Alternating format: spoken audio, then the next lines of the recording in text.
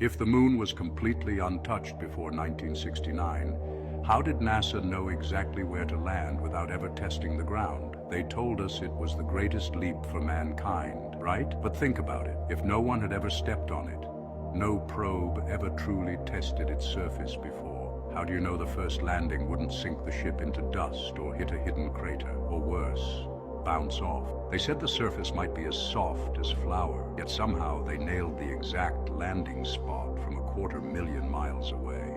They even knew the ground would hold the craft's weight down to the exact pressure per square inch. How? Here's where it gets strange. Before 1969, every photo of the moon's surface came from telescopes on Earth, and yet somehow they already had detailed landing coordinates mapped out. Isn't it odd how that same precision wasn't possible for the bottom of our own oceans? And we're told they could radio crystal clear messages through space vacuum, yet my phone can't hold a signal through a tunnel. So were they testing something else all along, or testing us? If the moon was the first step, why have we never gone back for real?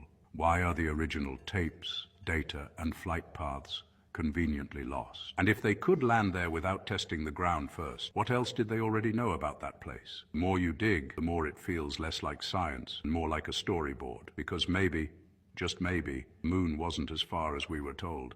Maybe the landing wasn't about touching another world, but shaping ours. Look, I'm not saying what's real or fake, but isn't it wild that the biggest proof of the globe begins with something no one else has ever repeated? If everything we were shown started from a story no one can test today, what else could be perfectly crafted illusions? So here's your challenge. Don't argue in the comments. Ask questions. Why did they know exactly where to land before ever landing? And why does every image of Earth from space look slightly different every few years? If curiosity makes you uncomfortable, you might just be standing too close to the edge of the globe. Drop your thoughts below. Share this to someone who has ever wondered when gazing at the moon, and continue reading for more questions that ought to have no answers, but in some way do.